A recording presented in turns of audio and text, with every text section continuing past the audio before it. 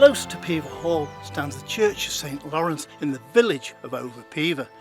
It's believed that this church was built somewhere between 1327 to 1377 during the reign of King Edward III.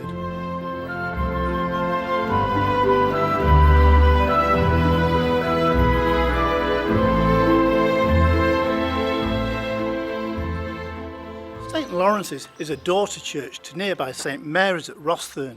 However, St Lawrence's didn't have its own priests or vicars until the year 1556. Welcome to another episode of Rambles Through History.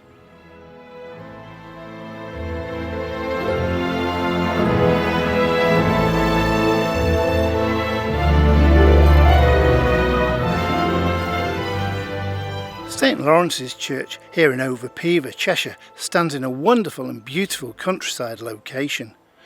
The church is resplendent, and inside this building stand the alabaster canopied tombs of the Mainwaring family, with the monument to John Mainwaring and his wife dated to approximately 1410. However, the outside of St Lawrence and the churchyard are equally as interesting.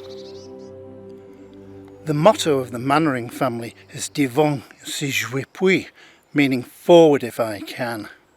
The armorials of the Mainwarings was the head of an ass, which may seem a little strange. However, the family were proud to dignify the humble animal due to its significance of being present at the stable during the birth of Jesus. The church that we see today was partly rebuilt in the year 1811. However, the two Mainwaring chapels were preserved and they still stand today and are of great interest to many historians across Cheshire and indeed England.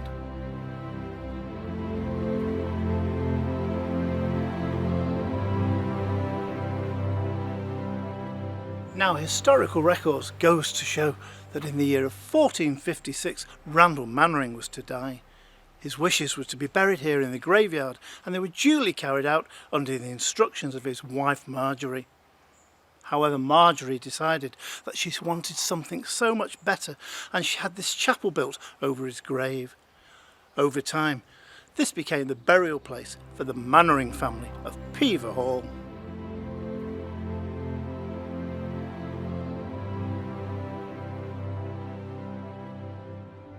The historian Sir Peter Leicester, writing in the 17th century, mentioned the fact of this.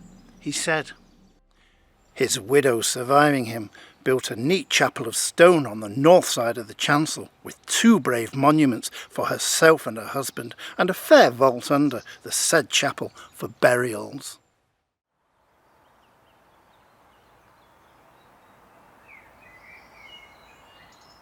The rebuilding of the main body of St Lawrence's took place in 1811 and was carried out by the combined architect and contractor William Turner of Whitchurch.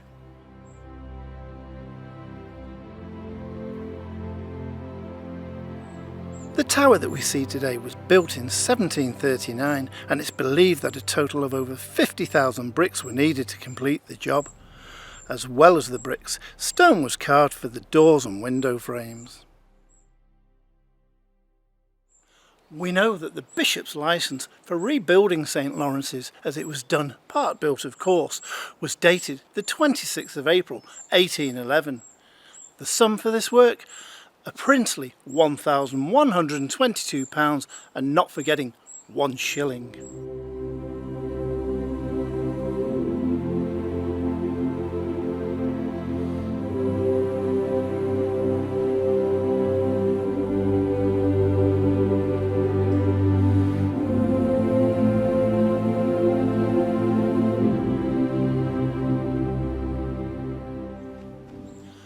I mentioned earlier in the programme that the church contains some of the finest alabaster and stone carved tombs and monuments of the Mainwaring family, and indeed some of them date back as early as 1410.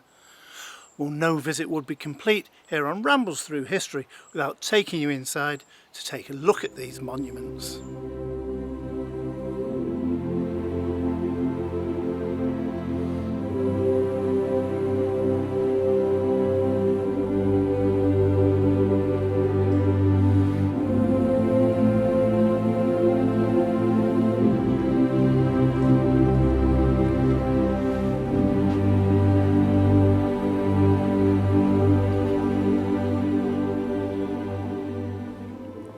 As we enter the church, my eyes are immediately drawn to the number of alabaster and stone tombs and monuments.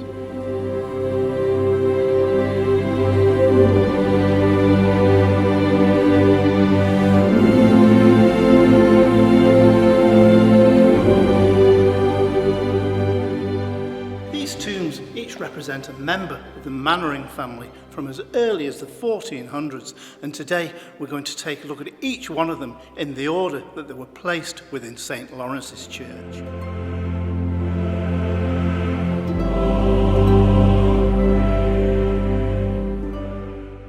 Now it's here where we find our first monument, dated to 1410 and representing John and Margaret Mainwaring.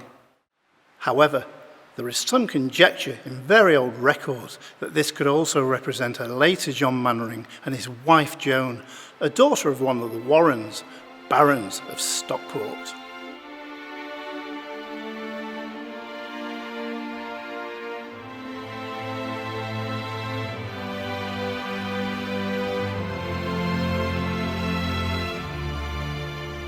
Now it's here in the South Chapel where we find the wonderful canopied tomb of Randall and Marjorie Mainwaring.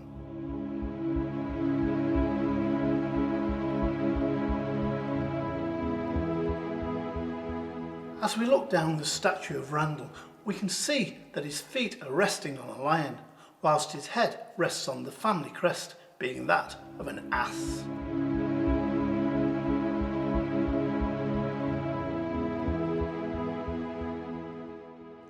Now Randall's wife Marjorie lays here beautifully attired in long flowing robes.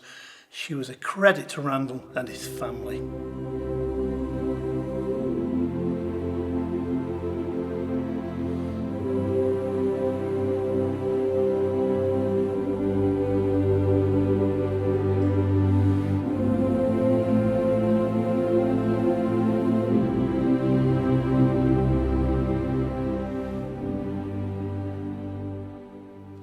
Now the third monument that we find here today at St Lawrence's Church is that of Philip and Ellen Mainwaring. Philip died in the year 1647. This beautiful tomb chest is richly carved, featuring heraldic symbolism and a coat of arms of the Mainwarings. The two ornate full figures of Philip and Ellen are stunning in their detail.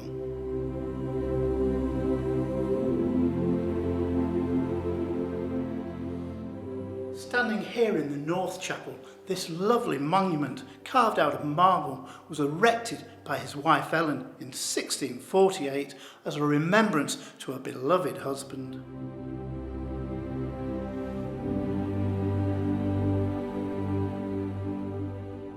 Now what I find amazing is that this tomb chest wasn't completed until 1648 to 1649 by Ellen. However, Ellen wasn't to die until the year of 1656.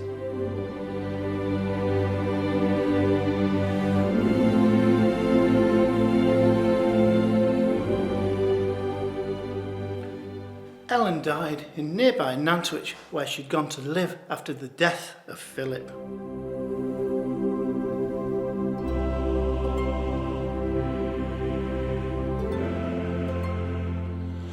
Her son, Thomas Mainwaring, wrote in his diary in an entry on the 14th of October 1656. It read, "To my dear mother, who we lost and was interred today at Peover."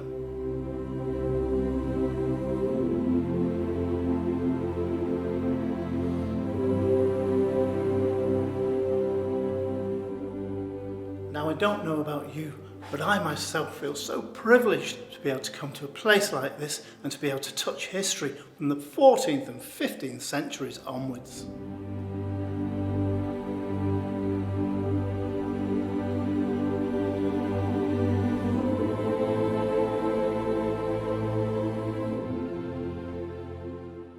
Now it's here on the back wall of the chapel that we find a suit of armour mounted on the wall along with two swords. These are believed to have belonged to the Mainwarings and were found in the loft some years ago.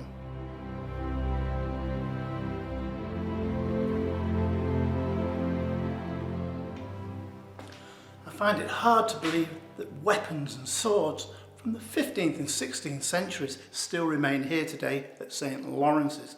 But what wonderful weapons and what beautiful pieces of history.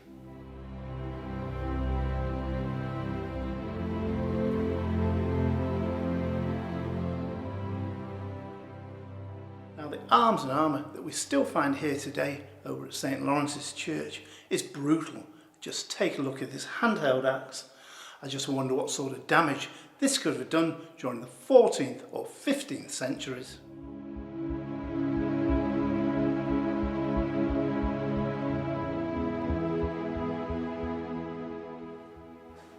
Now isn't it amazing to see this suit of armour and such a wonderful piece of history? However, this isn't the only armour we find here at St Lawrence's, for high on the wall above me we find helmets from the Civil War.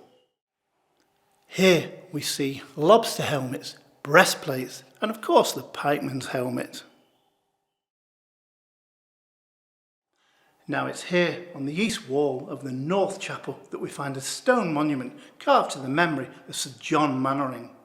Sir John was the grandson of Philip and Ellen. Sir John was to marry a daughter of Colonel Roger Whitley, who was the governor of Aberystwyth Castle at the time of the Restoration. Well, there's absolutely no doubt in my mind that a rich history remains here at St Lawrence's Church in Over Peover. A history that tells the story of the Mainwaring family as far back as the 15th century.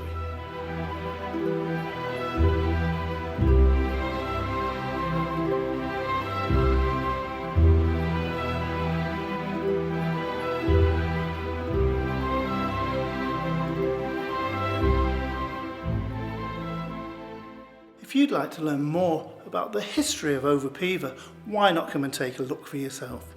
Peover Hall, close to the church, is open on selected days and welcomes visitors to see the history for themselves.